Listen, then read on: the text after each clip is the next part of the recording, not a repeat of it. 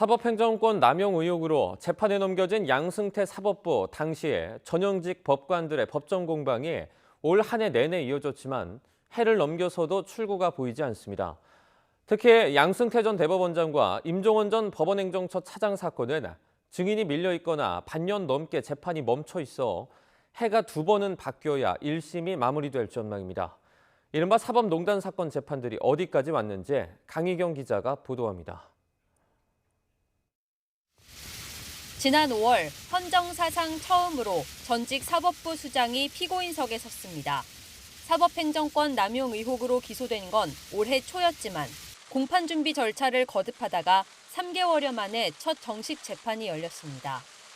보석 후 첫 재판 소감 어떠신지요? 고속 왜 받아들이셨습니까? 이후에도 절차는 지지부진했습니다.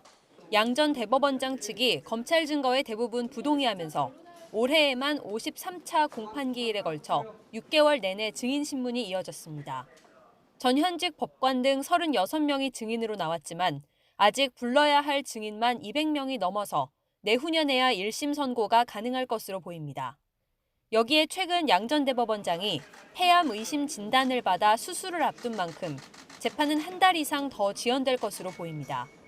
아직 갈 길이 먼 임종원 전 법원행정처 차장의 재판은 지난 5월 말부터 개점 휴업 상태입니다. 임 전 차장이 재판부를 바꿔달라며 기피 신청을 냈기 때문인데 이후 1심과 2심의 기각 결정에 불복해 대법원 판단을 기다리고 있습니다.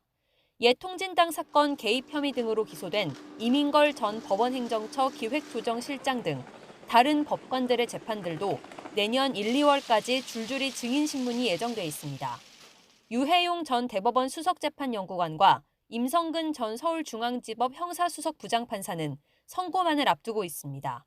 지난 결심 공판에서 검찰은 징역 1년 6개월과 징역 2년을 각각 구형했습니다.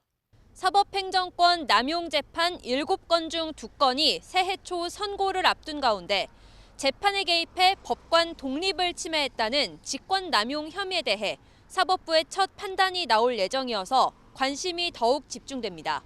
YTN 강희경입니다.